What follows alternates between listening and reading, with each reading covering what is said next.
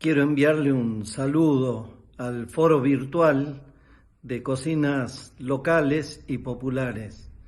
Quiero enviarles un fuerte saludo y felicitarlos por esta iniciativa que lo que busca es fortalecer el desarrollo local, también el fortalecimiento de los productos locales y realmente contento y orgulloso de que Jujuy sea una provincia pionera en la educación para la formación de recursos humanos gratuita, donde se enseña cocina en forma gratuita para mantener y para poner en valor a nuestros productos locales y a nuestra cultura, que son el sostén de los paisajes tan maravillosos que tenemos en la quebrada de Humahuaca, que ha sido declarada Patrimonio de la Humanidad.